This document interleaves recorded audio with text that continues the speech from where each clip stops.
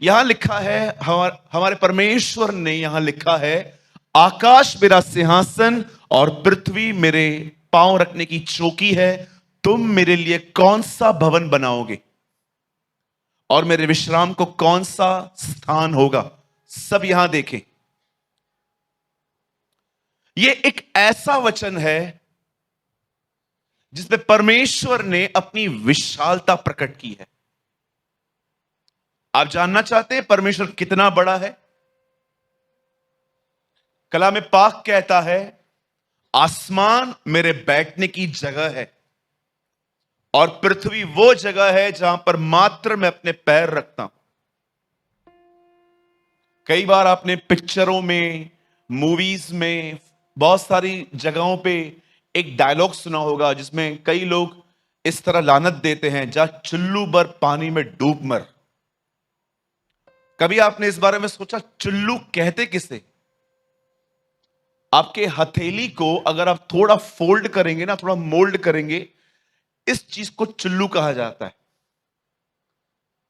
अय्यूब में लिखा है, यह वह है जो समुद्र को चुल्लू से नापता है। इस दुनिया में जितना भी पानी है वो मात्र परमेश्वर के इस हिस्से में आ जाता है। बाइबल बताती है उसके आने से हिरनियां बच्चों को जन्म दे देती है।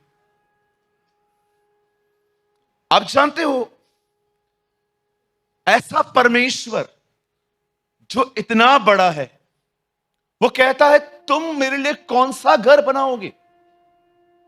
तुम क्या बनाओगे मेरे लिए? सुलेमान ने 7 साल के बाद जब उसका भवन तैयार किया तो पहली चीज उसने कही, मैं जानता हूं तू यहां नहीं रह सकता। Have you noticed? सुलेमान ने 7 साल उसके घर को बनाने के बाद कहा, मैं जानता हूं तू यहां नहीं रह सकता। क्यों? क्योंकि आकाश तेरा सिंहासन और पृथ्वी तेरे पांव रखने की चौकी है। वो जानता था। अब जानते हो, ऐसा परमेश्वर जो इतना विशाल है, उसकी आंखें पृथ्वी पर किस व्यक्ति की तरफ लगी हुई है? सबकी तरफ नहीं है। भैया नेक्स्ट वर्ड लगाइए। अब सब यहां देखिए, देखिए ये इसकी साइज है। ये हमारे प्रभु की साइज है। अब देखो 2 में क्या लिखा है, हे स्वर्ग। 66:2।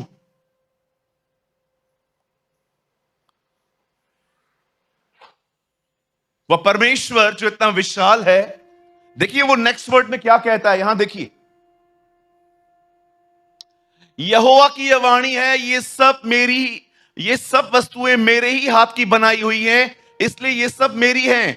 परंतु मैं उसकी ओर दृष्टि करूंगा जो दीन और खेदित मन का है और मेरा वचन सुन के थरथराता है। आप जानते हो, एक ऐसा विशाल परमेश्वर जो कहता है आकाश मेरा सिंहासन है, पृथ्वी मेरे पांव रखने की चौकी है, अब वो कहता है पर मैंने उसी व्यक्ति के साथ रहना है जो मेरे वचन को बड़ी गंभीरता से लेते। कभी आपने सोचा है उस भाई में इतनी सामर्थ और मैं एक निर्बल मसीह? ओ भाई कैलकुलेटर में कैलसी चलाता रहता है यहां पर मैं इतना पीछे क्यों? जानते हो क्या कारण है? वो प्रभु का पसंदीदा नहीं है। There is no favouritism with God. वो परमेश्वर का फेवरेट नहीं है। मैं आपको बताना चाहता हूं उसके साथ खुदा क्यों इतना ज्यादा उसके अंदर रहता है, उसमें से बहता है। उसका एक कारण यह है, उसने आपकी तरह परमेश्वर के वचन को हल्का नहीं लिया। मुझे एक व्यक्ति बताइए जो मीटिंग्स एंजॉय करने आता है कि सूरज भाई बहुत अच्छा प्रचार करते हैं, चलो सुनने के लिए हम चलते हैं। ऐसा व्यक्ति कभी ग्रो नहीं करता। Because you are here to listening for the good sermons. यहां लिखा है परमेश्वर उसकी ओर देखता है जो उसके वचन को सुन के थरथराए। आज मैं इस वर्ड को स्टार्ट करने से पहले आप में से हर एक से एक सवाल पूछना चाहता हूं। I am serious. क्या आप सच में उसके वचन का आदर करते हैं? क्या सच में आप उसके वचन को गंभीरता से लेते हैं? कुछ बातों का उत्तर है ना कभी नहीं देने का सामने वाले को, कुछ बातों का उत्तर मात्र खुद को देना चाहिए। मैं आपको कंडेम, जजिंग इन सब के लिए नहीं पूछ रहा हूं, पर मुझे लगता है अगर मुझे पता चल जाए कि कहां इश्यू है तो मैं इसको ठीक कर सकता हूं। आमीन। आप समझ पा रहे हैं मेरी बातों को? आप सोचिए, अगर मैं इस तरह ग्राउंड रेडी कर रहा हूं आज, तो मेरे इसके बाद कुछ तो होगा आपके लिए। आज मैं आपसे विनती करता हूं, सिर्फ अच्छे सरमन्स को एंजॉय करने मत आइए। फिर से कहूं, सिर्फ अच्छे संदेशों को सुनने के लिए ना आए, इसमें कुछ नहीं होगा।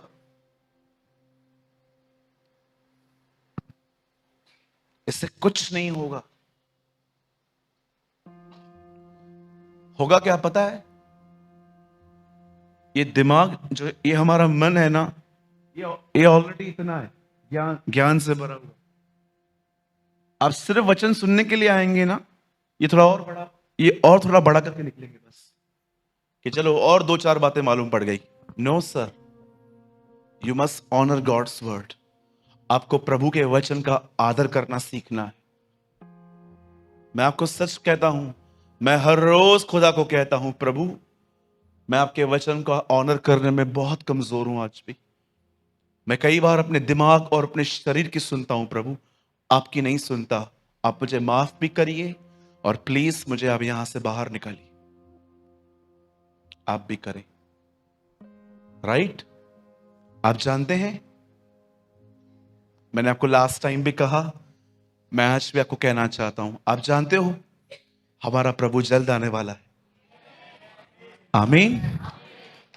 अब आप सोचते रहोगे, ब्रदर इतना confidence? Yes.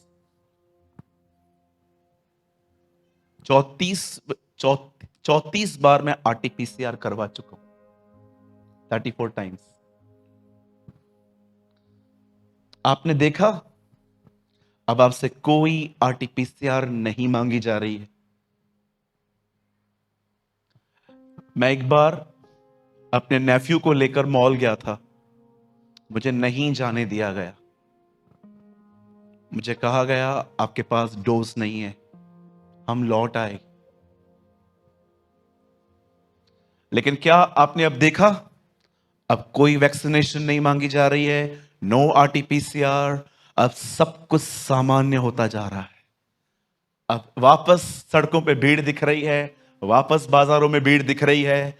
Have you notice, जब यीशु से पूछा गया आपका आना कैसे होगा, उसने क्या कहा? लोग खाएंगे, पिएंगे, ब्याह करेंगे, पौधे लगाएंगे। अब आप मुझे बताइए, ये सीजन तो हमेशा अर्थ पे रहती है, सदैव यहां पर शादियां होती हैं, लोग खाते हैं, पीते हैं, पौधे लगाते हैं, घर लगाते हैं। ये कौन सी बड़ी बात है प्रभु? यस। अब आप देख रहे हैं, अब जिंदगी सामान्य हो रही है। अब वो बहुत जल्द आएगा। जब वे कहेंगे सब ठीक है, तब अचानक एकाएक विनाश आ पड़ेगा। पॉल कहता है तैयार हो जाइए, आपका छुटकारा आने वाला है। आमीन। यीशु मसीह कौन है? आपको एक यीशु का नया नाम बताऊं? जानना चाहते हैं? चलिए मैं आपको बताना चाहता हूं। बताइए, जब छोटे 8 दिन के यीशु मसीह को शिमोन ने अपने हाथ में उठाया, तब उसने उसको उठाकर खुदा को क्या कहा था? आज मैंने तेरे उद्धार को देख लिया है। आप में से कितने लोग ये बात जानते हैं? यीशु का एक और नाम है और वो नाम है उद्धार। Salvation.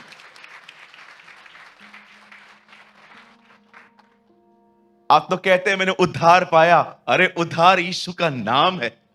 His name is salvation। Salvation का मतलब होता है छुटकारा, आजादी, लिबरेशन। ओके, तो सब तैयार हैं आज के वर्ड के लिए? चलिए मेरे साथ खोलिए प्रेरितों के काम, एक्ट्स ऑफ द अपोस्टल्स। इसे थोड़ा सा शार्प करिए, थोड़ा सा शार्प करिए।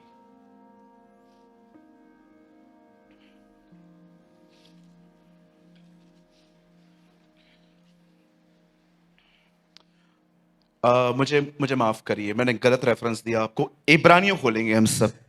थोड़ा शार्प करिए और भी। आकाश भाई आप सर को गाइड करें थोड़ा।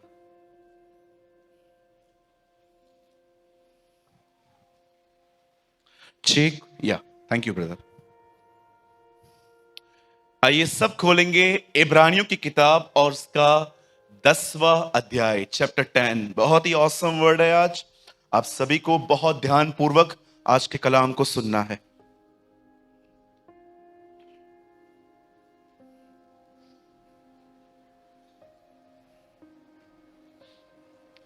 मैं आपको वर्ड स्टार्ट करने से पहले, वो मेरी ब्लड की मां नहीं है, लेकिन मुझे लगता है वो मां से कम भी नहीं है। मैं एक बहन के लिए आपको कुछ बताना चाहता हूं। मैं झारखंड में था, ये निकालना जरूरी है उसके लिए। मैं झारखंड में था। मेरे स्टेज पर मीटिंग पूरी होने के बाद मैं थोड़ा सांस लेने के लिए बैठा हुआ था। मेरे सामने पानी पड़ा हुआ था। मैंने पानी लिया और मैंने देखा मेरे स्टेज की तरफ एक बहुत ही बूढ़ी स्त्री। मैं जहां तक जानता हूं वो 70 से अबव थी। बहुत ब्लैक थी आंटी, और वो स्टेज पे ऊपर आ रही थी।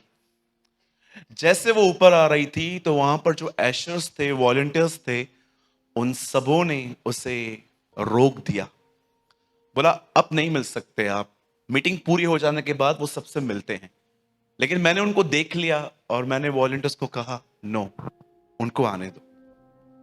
और जैसे वो आगे आई, सी 75 ईयर की एक वुमेन ऊपर आई, और जैसे वो मेरे सामने खड़ी हुई, Lord thank you for these words, मेरे सामने आके मुझे कहती है मैं आपके लिए गिफ्ट लेके आई। मैंने बोला क्या लाए हैं आप? वो बहन बाहर से एक रुमाल लेके आई थी। जानते हो उन्होंने मुझे क्या बोला रुमाल देके? बोला मैं बहुत गरीब हूं, लेकिन मैं 2018 से आपको सुन रही हूं। मैं आपके लिए गिफ्ट लेके आई हूं और मैं आपको कुछ बोलने आई हूं। मैंने बोला क्या हुआ मम्मी? मैंने उनको मां कहा मम्मी क्या हुआ? बोलती है मैं हमेशा से जब आपको देखती थी तो मैं सोचती थी काश मैं एक बार बॉम्बे आ सकूं, पर बोल रही थी मेरी हैसियत नहीं है कि मैं इतना दूर आ सकूं और ना ही बदन में मेरी ताकत है। बोल रही थी मैं सिर्फ एक बार दुआ करती थी कि खुदा मैं तो नहीं जा पाती, मैं तो जा नहीं पाती। और उसने कहा आज देखो परमेश्वर आपको मेरे दरवाजे पे ले आया है। ओ जीसस। उन्होंने कहा आपके लिए, मेरे लिए, बोला आपका धन्यवाद, आप आए और मैंने 3 दिनों में आपसे बड़ी बरकत पाई, आशीष पाई। और जब मैं उनसे मिला, परमेश्वर ने मुझे क्या कहा? सूरज तुझे पता है मैं तुझे जमशेदपुर इनके लिए ले आया था।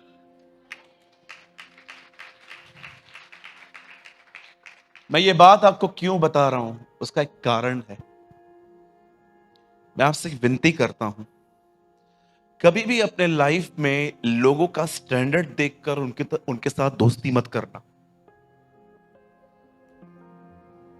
मैंने देखा है बहुत सारे जो लोग हैं ना, अपने स्टैंडर्ड वाले से दोस्ती करते हैं। तो उस गरीब का क्या जिसका कोई नहीं है? हम्म? कभी किसी को तुच्छ न जाने, कभी किसी को नीचे न दिखाएं।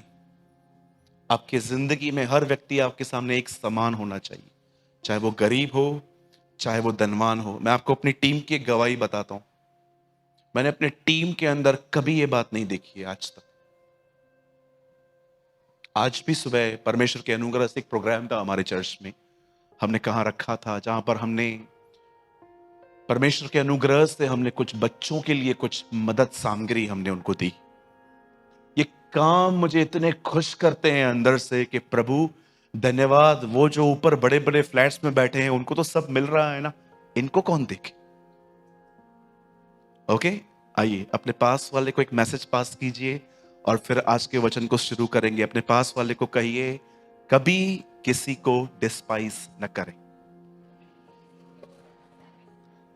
आमेन।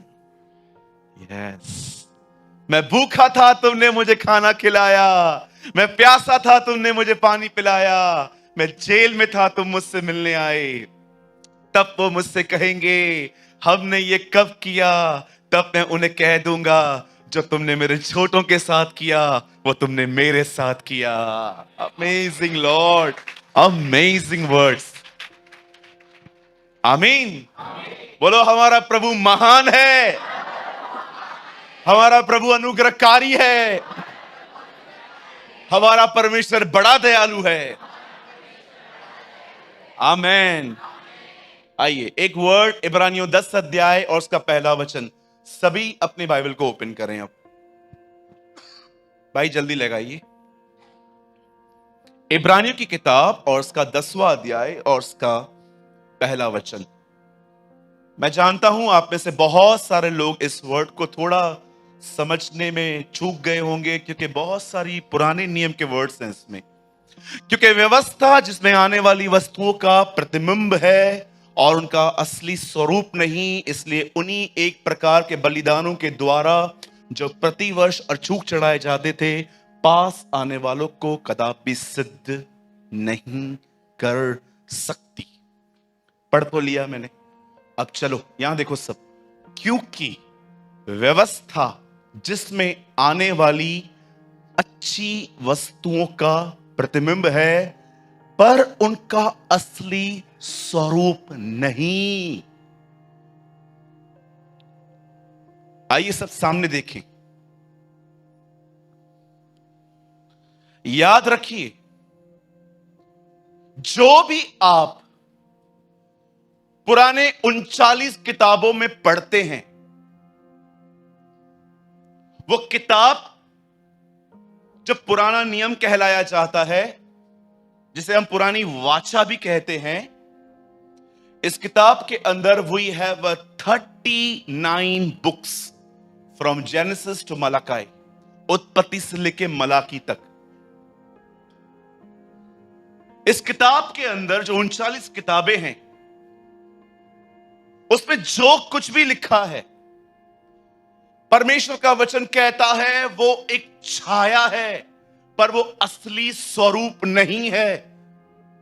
जैसे कि जब आप पुराने नियम में ये वर्ड पढ़ते हैं, मेमना, लैम्ब, वो एक प्रतीक है हमारे प्रभु यीशु मसीह का। जैसे आप पुराने नियम में एक तंबू के विषय में पढ़ते हैं, जिसमें बाहरी आंगन है, पवित्र स्थान है, परम पवित्र स्थान है, शरीर, प्राण, आत्मा। जैसे पुराने नियम में आप पढ़ते हैं अंजीर का वृक्ष, दिस रिप्रेजेंट द इज़राइल। आपको समझना पड़ेगा।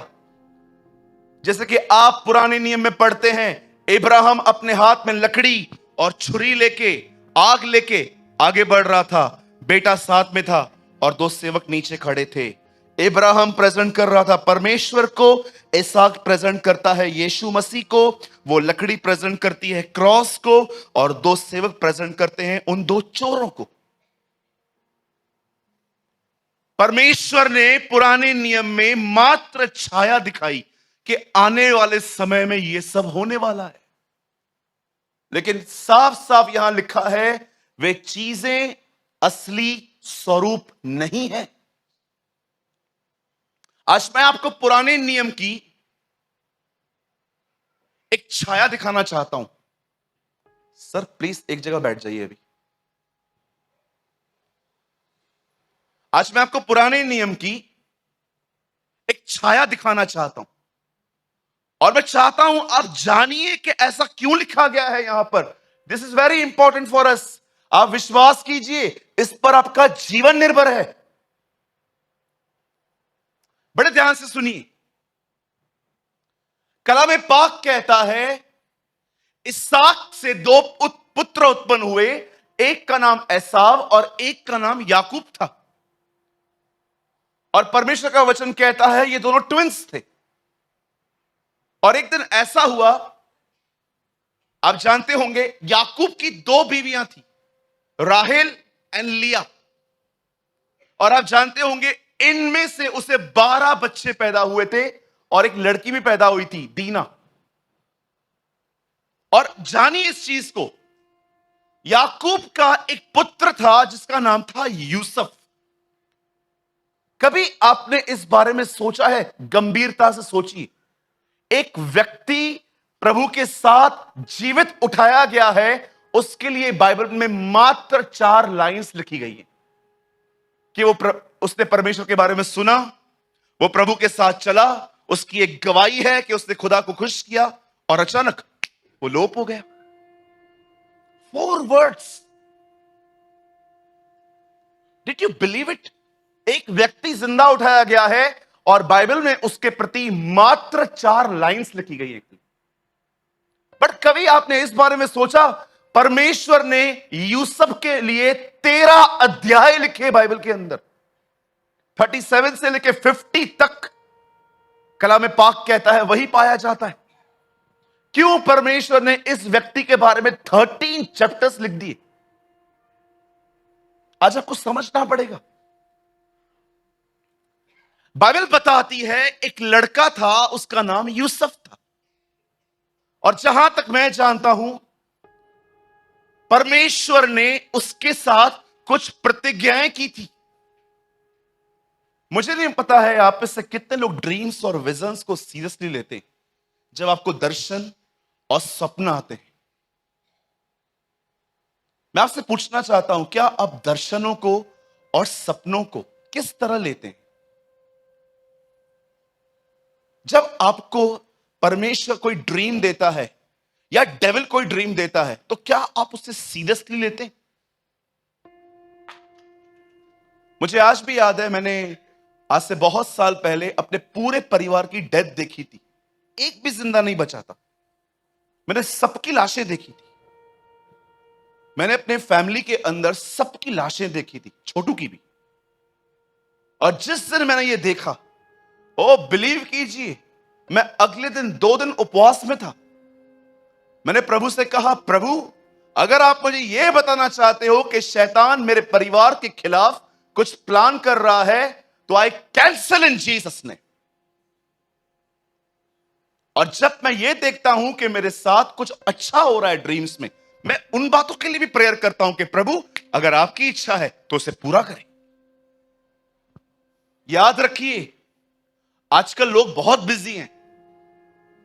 क्या है? आजकल लोग बहुत ज्यादा बिजी हैं। तो जानते हो प्रभु क्या करता है? इनके सोने का इंतजार करता है। जल्दी ये सो जाएं तो मैं इनसे ड्रीम्स और विजन्स के थ्रू ही बात कर लूं। आप समझ पा रहे हैं? बाइबल बताती है यूसुफ एक स्वप्नदर्शी था। वो ड्रीम्स देखता था, वो विजन्स देखता था। एक दिन उसने ड्रीम देखा, और एक्चुअली इस ड्रीम का अर्थ जानते क्या था? एक दिन परमेश्वर उसे सेकंड वर्ल्ड रूलर बनाएगा। इस दुनिया के अंदर उसको सेकंड वर्ल्ड रूलर की जगह मिलेगी। परमेश्वर ने उसे इस तरह कुछ सिंबॉलिकल लैंग्वेज में उसे बातें बताई। और अब सुनिए, जब यूसुफ ने दर्शन देखा, यूसुफ ने उसे अपने उस प्रतिज्ञाओं को कि खुदा मुझे एक दिन वहां पहुंचाएगा, कलाम पाक कहता है उसे अपने भाइयों से और अपने माता पिता से शेयर कर दिया। वहीं से शुरू हो गई दुश्मनी। क्या शुरू हो गई? आप में से कितने लोग का ये अनुभव है? जरा जरा हाथ उठाइएगा कि जब भी आप प्रभु में बढ़ने की कोशिश करते हैं कुछ ना कुछ हो जाता है। ये ब्रदर जो बाजू में बैठा है ना, यही मेरी मुसीबत है। कोई ऐसा भी कह सकता है ना? होता है ना? कई बार हम क्या करते हैं पता है? हम लोग जब प्रभु में बढ़ते हैं कोई ना कोई आता है ना हमारे बीच में, है ना? देखो अभी भी कोई अपने ऊपर दोष नहीं ले रहा है, सब हाँ बोल रहे हैं। हाँ हाँ हाँ हाँ हाँ। अच्छा मैं एक बात पूछता हूं, मेरे साथ तो नहीं होता ऐसा। मैं आपको चैलेंज करके कहता हूं, मेरी उन्नति आप रोक के दिखाओ। याद रखिए, यहां देखिए सब, इस लाइन को जिंदगी भर ऐसे बहनों दुपट्टे के साथ गांठ बांध दो। सुनिए, लोग हमारे बारे में बोलते हैं, ये हमारी प्रॉब्लम नहीं है। हम उन पे ध्यान देते हैं, ये हमारी प्रॉब्लम है। आप समझ रहे हैं? लोग आपके लिए बोलते हैं, इट डजंट मैटर, ये कोई मायने ही नहीं रखता। तू लंबा है, तू चौड़ा है, तू मोटा है, तू पतला है, तू ऊपर से गिरा है, तू यहां से गिरा है। उनको जो बोलना है बोलो। आइए अपने पास वाले की एक सुंदर लाइन कहिए, अपने पास वाले से कहिए, बोलिए, कुछ लोगों का जन्म हुआ ही बकवास करने के लिए है।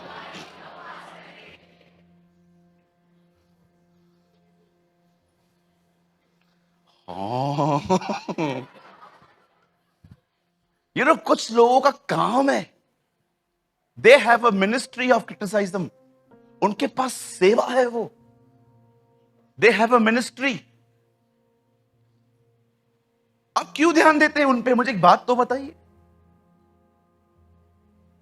मुझे एक बात बताइए। अगर अगर मैं आपको कहता हूं, कौन है यहां पर किसको बोलूं जो बुरा ना माने? अभी गौरंग यहां पर बैठा हुआ है, मैं गौरंग को बोलता हूं, ए शैतान हट। मुझे बात बताइए, अब वहां पर बैठे बैठे उसको सींग आ जाएगी? चलो भी मैं उनको ये कहता हूं, तू तो स्वर्गदूत है, क्या उसको पंख आएंगे? ना मेरे कहने से पंख आते हैं, ना मेरे कहने से सींग आते हैं। मुझे एक बात बताइए, आपको लोगों का ओपिनियन इतना डिस्टर्ब क्यों करता है? आप क्यों लोगों की बातों पे इतना ध्यान देते हैं? क्यों आपको परमेश्वर के वचन से अधिक 10 साल पहले सुनी हुई गाली याद है आज भी? Tell me, please tell me.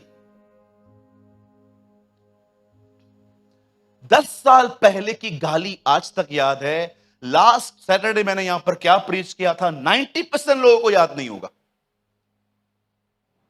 Copy check मत करो, रखो अंदर। कॉपी कॉपी खोल रहे हैं, देखो कुछ लोग।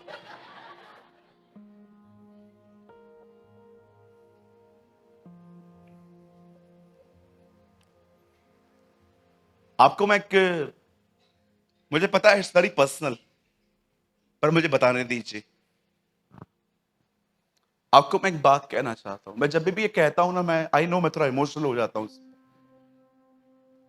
आपको पता है आज ये जो हॉल है ना, इससे 90% छोटा हॉल था जहां से वी स्टार्ट अवर मिनिस्ट्री। आपको पता है जब हमने चर्च स्टार्ट की ना, हमारे चर्च के अंदर पानी नहीं होता था, हम पानी कहीं और से भर के लाते थे। हमारी पूरी चर्च लीकेज होती थी। हम कैसे बैठते थे ना परमेश्वर, I never forget these days, वो दोज डेज। मैं कभी वो दिन नहीं भूला अपने जिंदगी में। अब जानते हो हम लाइट का बिल कैसे पे करते थे? शेयर निकालते थे। मैं जहां खड़ा रहता था, आप देखिए मेरे ओल्ड वीडियोस, जहां पर पीछे एक ब्राउन कर्टन होता था, it was RKT, RK Talreja college. आप बिलीव करेंगे उन दिनों में हमारे चर्च के अंदर जो लोग आते थे ना, जानते हो उनको लोग क्या कहते थे जब वो बाहर जाते थे? वो कहते थे, क्या पड़ा है इनकी फटीचर चर्च में, हमारे पास आओ, एसी में बिठाएंगे। इनके इनके पास तो चेयर्स भी नहीं है, आपको नीचे बैठना पड़ता है। मैंने अपने उस कलीसिया में एक बार देखा था, जवान बहनों को गोदी में बिठाती थी वचन सुनने के लिए। वो ऐसे दिन थे जब हम हर तरह से सताए जाते थे। 100 लोग हमारी कलीसिया को तोड़ने की कोशिश करते थे, पर परमेश्वर हमारा गवाह है, हमने कभी भी उनके शब्दों पर नहीं, हमने आपस में परमेश्वर के प्रति यूनिटी रखी थी। और मैं आज आपके सामने खड़ा हूं, मैं आपको सच कहता हूं, परमेश्वर हमें हर दिन बढ़ा रहा है।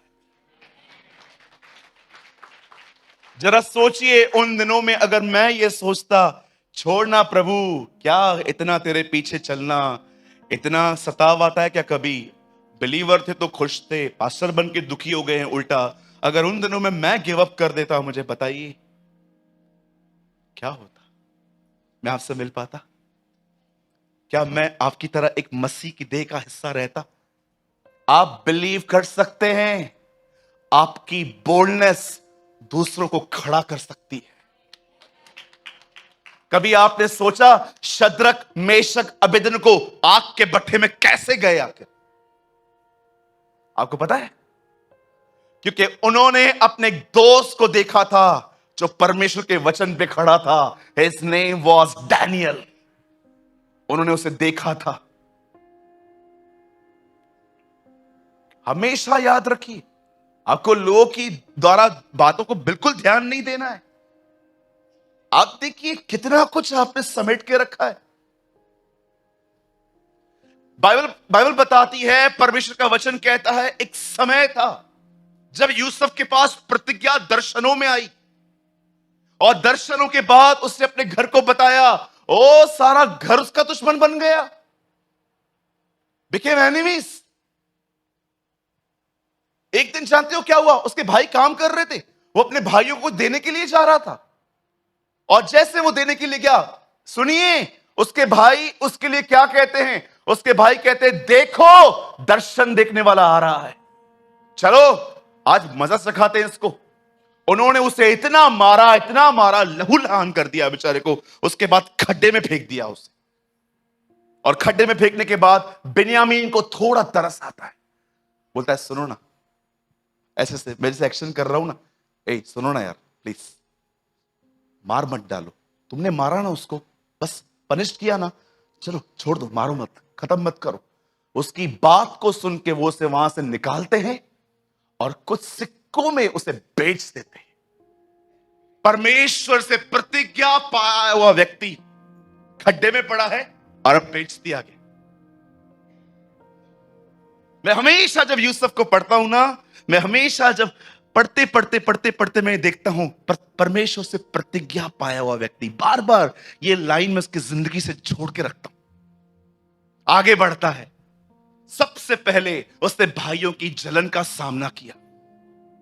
आपको पता है, किसी की जलन का सामना करना आसान नहीं होता। इट्स वेरी डिफिकल्ट कि कोई आपसे जले और आपके प्रति अलग अलग साजिशें, चालें, बुरी बुरी कमिटमेंट्स कहें। बहुत बार जलन को फेस करना इतना आसान नहीं होता। फरीसियों की जलन देखी आपने? तब तक शांत नहीं हुए जब तक उन्होंने उसे क्रूस पे नहीं देखा। इतनी जलन।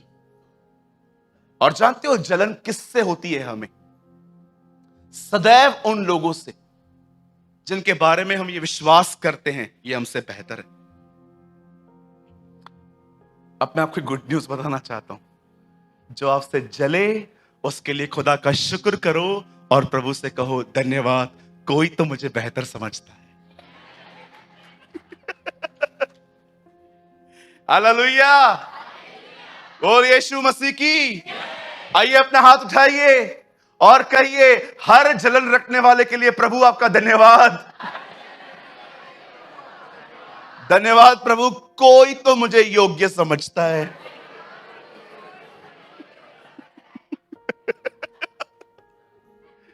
Change your way of thinking.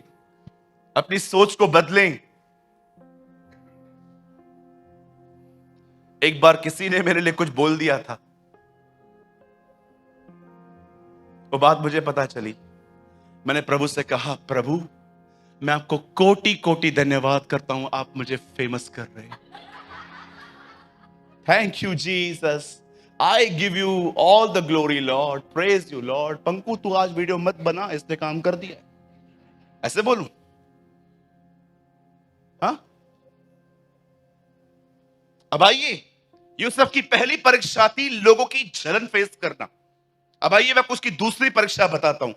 अब कलाम पाक कहता है वो बेच दिया गया, और बेचने के बाद एक बहन उस पे हर रोज नजर रखती थी। बोलिए नजर। हाँ बोलो नजर।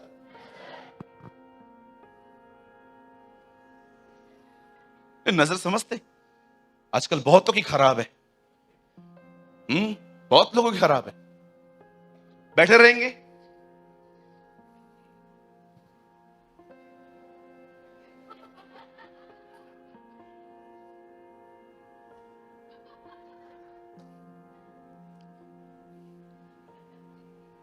तुम्हें मैं कैच नहीं कर सकता भाई, लेकिन एक कैमरा है जो ऊपर से तुम्हें देखती रहती है। याद रखना, हमेशा अपनी आंखों को शुद्ध बनाए रखे। एक आंख उसे हर बार देखती थी। मुझे आज प्रीचिंग नहीं करनी है, क्योंकि मुझे लगता है प्रीचिंग बहुत हो गई। आज कुछ समझाना है मुझे। आई वॉन्ट टू नो, मैं जानना चाहता हूं, मैं कुछ समझाना चाहता हूं आपको। मैं आपसे एक बात पूछना चाहता हूं, आप में से कितने लोग हैं, मुझे बताइए, आपने अपनी आंखों को डिसिप्लिन में रखना सीखा है? मैं आपसे एक क्वेश्चन पूछूं मेरी बहनों, आप मुझे एक भाई होने के नाते बता सकते हैं? मैं आपका भाई हूं ना? जो छोटी बच्ची है, मैं आपका एक डैड की तरह हूं ना? आपको कभी ऐसा फील होता है कि कोई आपको देख रहा है और आप ये जान लेते हो कि क्या देख रहा है? आप जानते हो, हमेशा याद रखना, खुदा ने आपको ऐसा बनाया है, कोई भी आपको देखे ना, वो समझ जाता है आप कौन। क्यों केन हाबिल के पास हाबिल की हत्या के बाद क्यों खुदावन केन के पास आके कहता है तू उदास क्यों है? आज मैं आपसे पूछना चाहता हूं, क्या आपकी आंखें प्यूरिफिकेशन में है? मैं मेरे भाइयों, यहां देखिए, मैं ये वर्ड्स आपके लिए नहीं कह रहा हूं, जस्ट फॉर द ब्रदर्स। सुनिए,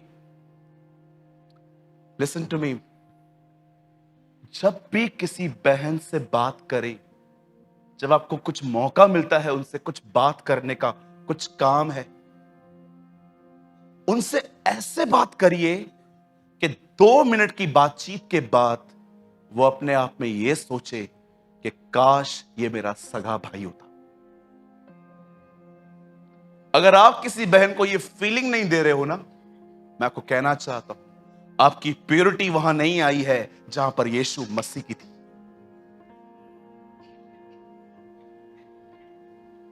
अब क्या मैं आपसे पूछना चाहता हूं मेरे भाइयों, क्या कभी आपने इस बारे में सोचा क्यों शिमशोन बार बार गुनाह में गिरता था? पॉल वॉशर ने कहा, जिसने शिमशोन की तरह अपनी आंखों को डिसिप्लिन में रखना नहीं सीखा, उनका अंत सुलेमान की तरह है। Wow, what a lines.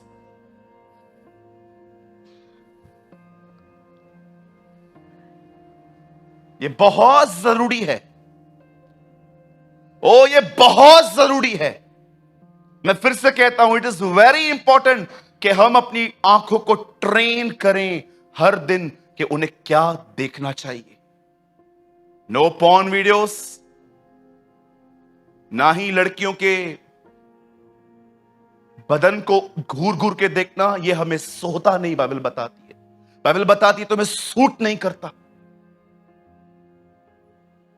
हम क्यों अपनी बच्चियों को एम्बैरस फील करवाएं? वो सिक्योर फील करनी चाहिए हमारे बीच में। उन्हें ऐसा लगना चाहिए मैं अपने दूसरे घर में हूं। आमीन। कितने भाई लोग मुझसे सहमत है जो मैं कह रहा हूं?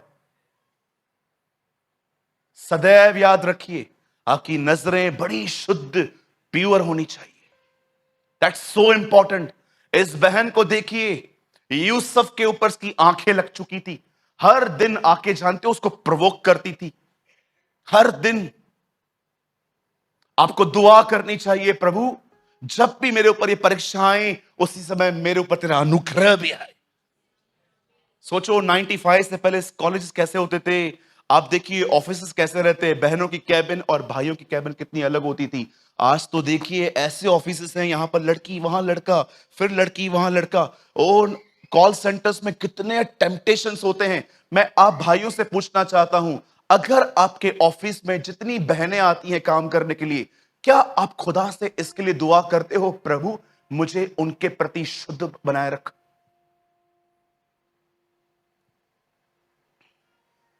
आप बिलीव करेंगे, मैं हर दिन दुआ करता हूं, खुदा मेरे कलीसिया में जितनी भी बहनें आती हैं ना, मुझे कभी उनके लिए एक सिंगल थॉट नहीं आना चाहिए।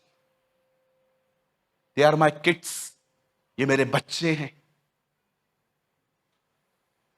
एक स्त्री उसके ऊपर बहुत नजर रखती थी। एक दिन जब उसने देखा ये मौका है, उसको पकड़ के कहती है चल हम सोएंगे।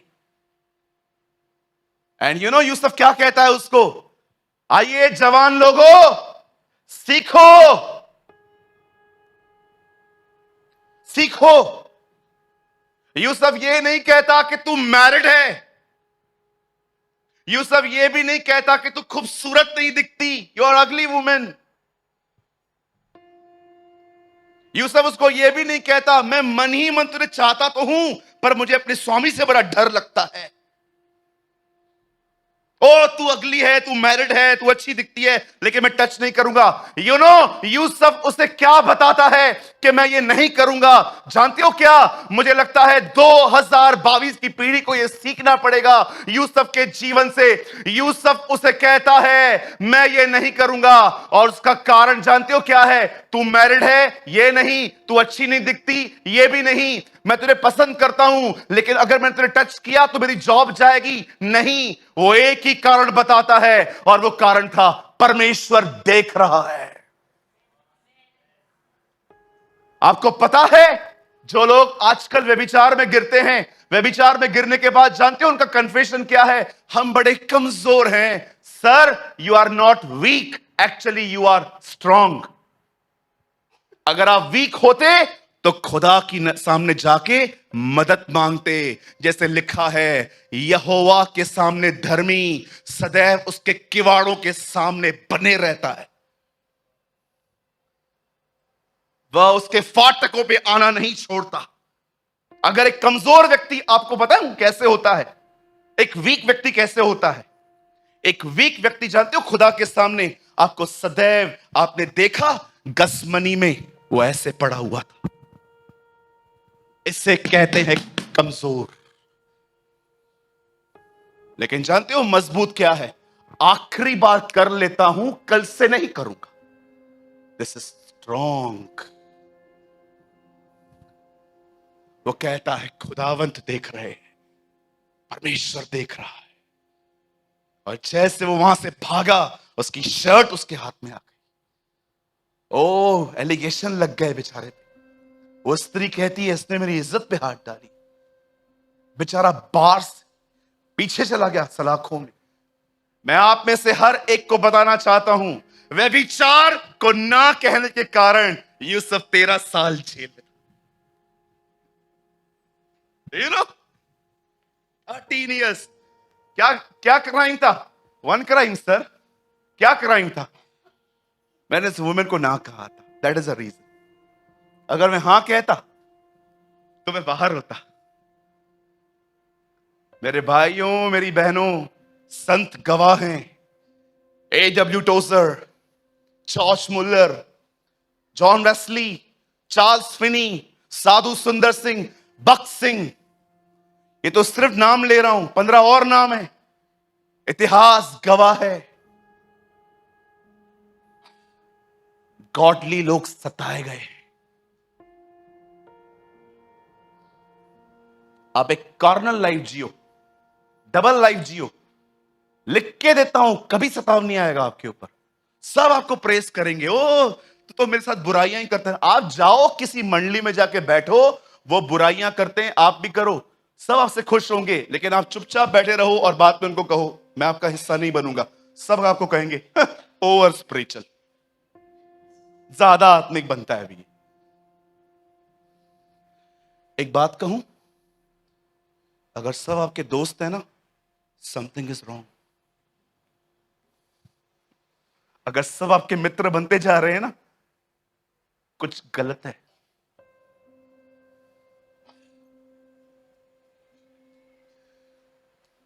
अब ये लड़का अंदर चला गया, वहीं पर बैठा रहा, 13 साल तक वो अंदर बैठा रहा, परमेश्वर से दर्शन पाया हुआ व्यक्ति अंदर बैठा रहा। ओ भाइयों ने मारा, बेच दिया। अब कलाम पाक कहता है अंदर हथकड़ियों में बैठा हुआ है, शांत से बैठा हुआ है। यहोवा का वचन उसे कसौटी से कस रहा था। एक दिन कोई जेल से बाहर जा रहा था, उसको हाथ जोड़ के कहता है राजा के दरबार में तो जाओगे ना? हाँ हाँ मैं जाऊंगा, जरा बोल देना, बड़ा इनोसेंट लड़का हूं मैं, भाइयों ने मुझे मारा है, मैं अभी जेल में पड़ा हुआ हूं, मैंने कुछ नहीं किया है। उस आदमी ने कहा था बिल्कुल बिल्कुल मैं बाहर जाके सिफारिश करूंगा। लिखा है वो बाहर निकला। आपको पता है उसके मन से खुदा ने निकाल दी वो बात। जब तक यहोवा का वचन यूसुफ को कसौटी से कसता न रहा, तब तक वो जेल में रहा। जानते हो कसौटी से कसने का अर्थ क्या होता है? जब तक परमेश्वर ने जो काम ठहराया था, जब तक वो उसके लायक नहीं बना, परमेश्वर ने उसे वही रखा। और एक दिन कलाम पाक कहता है फिरौन बादशाह ने एक दर्शन देखा जिसमें 7 पतली भैंसें मोटी भैंसों को खा गई। तब परमेश्वर का वचन कहता है यह बात राजा को बताई गई। जेल में एक लड़का बंद है, वो सपनों का अर्थ बताता है, उसे निकालिए, वो आपको आपके दर्शन का अर्थ बताएगा। कलाम पाक कहता है यूसुफ राजा के सामने खड़ा हुआ और देखिए 13 साल हो जाने के बाद जब राजा उसे पूछता है क्या तू मेरे स्वप्न का दर्शन का अर्थ बता सकता है? You know his words. अब मैं आपको बताता हूं जेल में क्या हुआ था। Have you noticed? जब आदम और हवा ने पाप किया वो निकाल दिए गए। जानते हो 3 अध्याय में जब ये पूरा किस्सा पूरा हो गया और जब उत्पत्ति 4 अध्याय शुरू होता है, आप जानते हो उत्पत्ति 4 अध्याय का पहला वर्ड क्या है? हवा ने कहा मैंने। The first word is I. मैंने यहोवा की सहायता से एक बच्चा पाया। यहोवा बाद में, पहले मैं।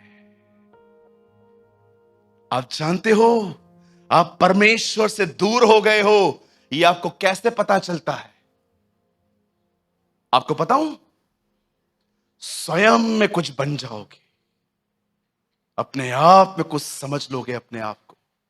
लेकिन यही यूसुफ 13 साल रहने के बाद जब राजा उसे बताता है मुझे दर्शन का अर्थ बता, listen his voice, listen his word, वो कहता है भेदों का प्रकटकर्ता स्वर्ग में रहता है।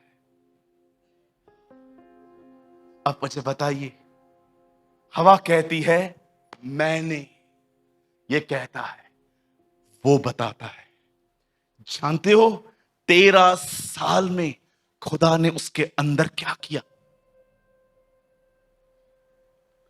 प्रभु मेरी प्रार्थना है किसी के अंदर डिजायर हो या ना हो, मेरी डिजायर है तू मेरे साथ ये करना। उसने क्या किया?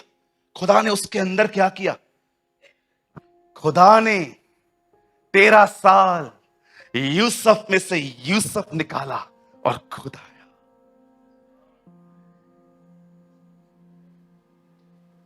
कितने लोग चाहते हैं ये आपके साथ हो? आपको पता है आप क्यों डिस्टर्ब हैं? आपको पता है आपका ध्यान क्यों भटकता है? आपको पता है आपको सबसे तकलीफ क्यों है? जानते हो कारण क्या है? आप जिंदा हो। चलो मैं आपसे पूछता हूं, यहां पर एक बॉडी लेके आते हैं, मरी हुई बॉडी, और मैं इसको बोलता हूं उठ, उठना, उठ। Why he never reacts? Because he's dead. वो मरा हुआ है। मैं क्रूस पे चढ़ गया, अब मसीह मुझ में जीवित है, पॉल कहता है। जब तक स्वयं की मृत्यु नहीं होती, खुदा नहीं आ सकता। और जानते हो स्वयं की मृत्यु कैसे होती है? जानना चाहते हो?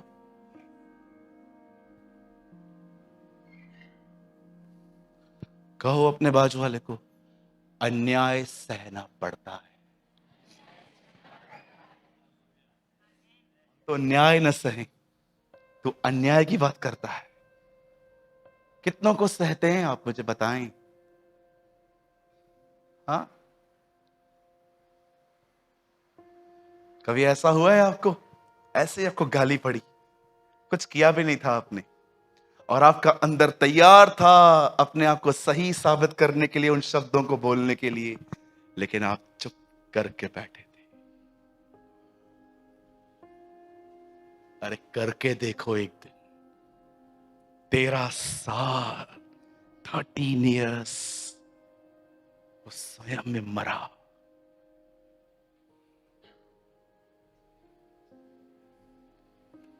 साधु सुंदर सिंह एक दिन दुआ कर रहे थे।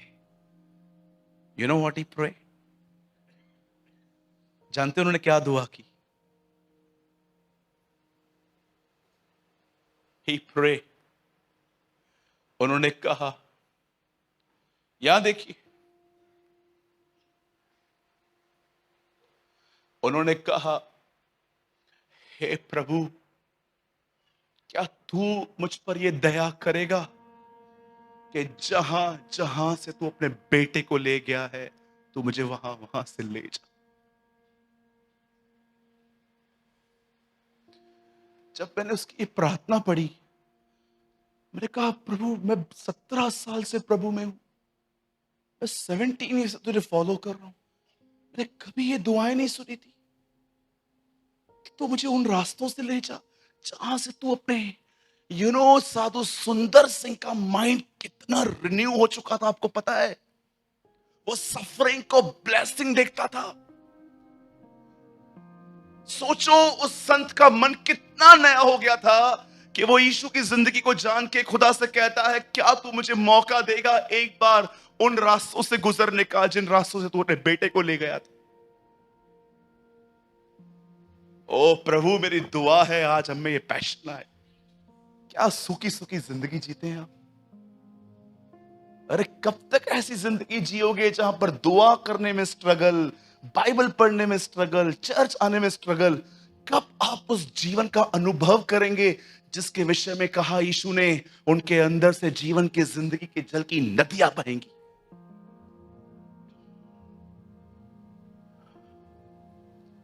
और वो उसके सामने खड़ा होकर कहता है, यस, भेदों का परमेश्वर प्रकट करता ऊपर रहता है। अगले दिन उसे सब कुछ बता दिया। जब राजा ने ये सब बातें देखी कि ये लड़का इतनी महान बुद्धि और समझ रखता है, जानते हो राजा ने उससे क्या कहा? सुन, आज के बाद सब कुछ तू करेगा। यूसुफ ने उसे बता दिया, आने वाले 7 साल भरपूरी के 7 साल हैं, उसके बाद 7 साल अकाल के 7 साल हैं। अब भरपूरी में इतना समेट ले ताकि जब जब अकाल आए तो हम उसमें खा सकें। जब उस लड़के की विजडम, अंडरस्टैंडिंग, उसके ऊपर अनुग्रह देखा गया, फिरौन बादशाह ने कहा, कोई और नहीं, यू विल मैनेज ब्रदर, तू ही सब कुछ ठीक करेगा। और बाइबल बताती है वह लड़का जो मार खा के, बेचकर, हर जगह से दर दर की ठोकरें खा के एक जगह पे बैठा हुआ था, अचानक बाइबल बताती है वो एक जगह का सेकंड वर्ल्ड रूलर बन गया। आप जानते हो यूसुफ का अंत कैसे हुआ था? जानना चाहते हैं? बाइबल बताती है वो रथों पे बैठता था और उसके 2 लोग उसके आगे आगे चल के ऐसे अपने हाथ में माइक लेके बोलते थे, देखो मिस्र का प्रभु आ रहा है, देखो मिस्र का प्रभु आ रहा है। बाइबल बताती है उसके आगे आगे नारे लगते थे।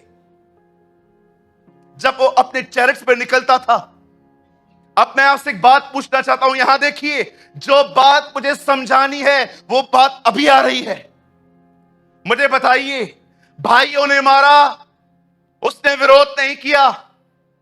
लड़की ने उसके ऊपर व्यभिचार का केस लगा दिया, ही नेवर, उसने विरोध नहीं किया। 13 साल तक वो जेल में था। एक व्यक्ति को विनती करने के लिए कहा गया, उसने ध्यान नहीं दिया। मुझे एक बात बताइए, इन सारी बातों को सहने के बाद उसे प्रतिफल क्या मिला? जानते हो, उसके 13 साल का प्रतिफल एक दिन में आया। एक दिन जब वो फिरौन के सामने खड़ा हुआ, उसके ऊपर ग्रेस आया और उसने परमेश्वर के द्वारा उस विजन का अर्थ समझा। आप जानते हैं, कलाम पाक कहता है 13 साल की आज्ञा पालन का जो प्रतिफल था वो एक दिन में आया। एक ही दिन में खुदा ने उसकी टेबल्स अपसाइड डाउन कर दी। 13 साल में कैदी राजा बन गया।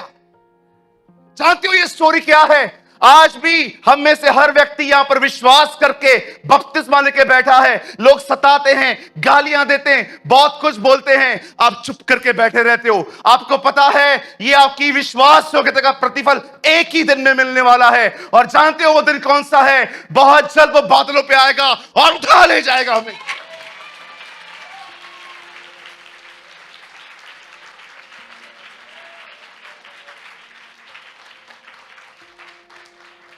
उसकी 13 साल की आज्ञा पालन का नतीजा एक दिन में आया।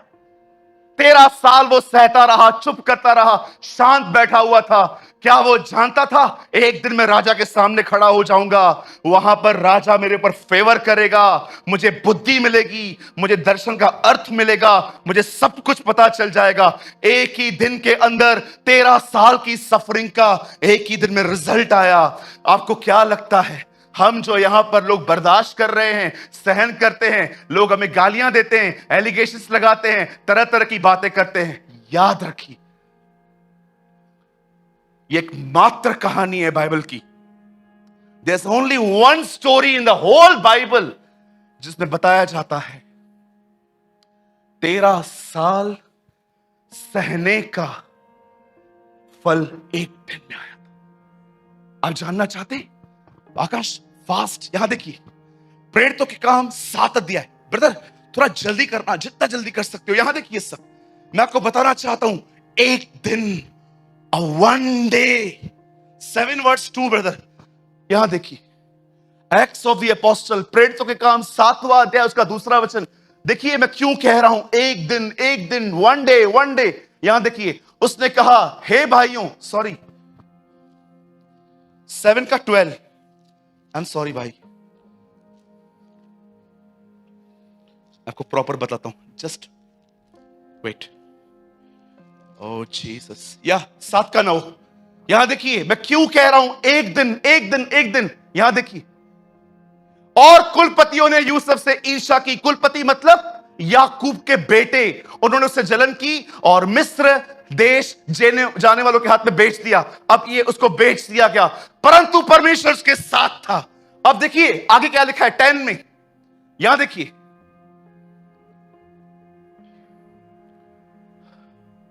और उसके परमेश्वर ने, मतलब 9 वापस लगाओ, वो ज्वाइंट है, 9 लगाओ फिर से।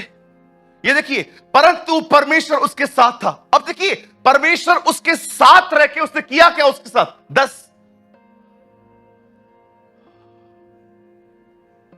Come on, 7, 10। और परमेश्वर ने उसके सब कलेशों से छुड़ाकर मिस्र के राजा फिरौन के आगे अनुग्रह और बुद्धि दी। और उसने, अब मुझे बताइए, ये अनुग्रह और बुद्धि ये कब आई? जब वो उसके सामने खड़ा था और उसे मिस्र पर, अपने सारे घराने पर राज्यपाल ठहराया। 13 साल वो विश्वास हो गया बना रहा, और एक ही दिन में सारा प्रतिफल मिल गया। वो किंग के सामने खड़ा हुआ, किंग के सामने उसके ऊपर विजडम आई, अंडरस्टैंडिंग आई, अनुग्रह आया, बुद्धि आई। ये किसने दिया उसे? खुदा ने। और एक ही दिन में वो लड़का जो जेल से निकला था, राज्यपाल बना। आप जानते हैं, एक भी आज्ञा पालन जो परमेश्वर के प्रति आपने किया है वेस्ट नहीं जाने वाला। हर आज्ञा पालन का प्रतिफल आएगा। और जानते हो प्रतिफल क्या होगा? वन डे, जैसे ये राजा फिरौन और बिल्कुल उसके साइड में बैठ के उसके हिसाब किताब को संभालता था, एक दिन हम उसके बाजू में यीशु मसीह, और एक दिन हम भी उसके बाजू में बैठ के राज करेंगे।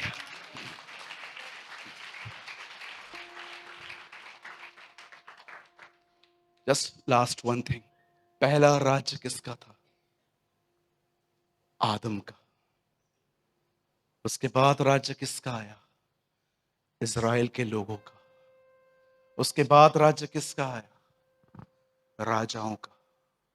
उसके बाद राज्य किसका आया? नबियों का। उसके बाद राज्य किसका आया? यीशु मसीह का।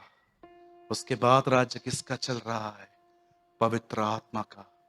आप जानते हो, इसके बाद एक अंतिम किंगडम आने वाला है, और वो किंगडम कभी खत्म नहीं होगा।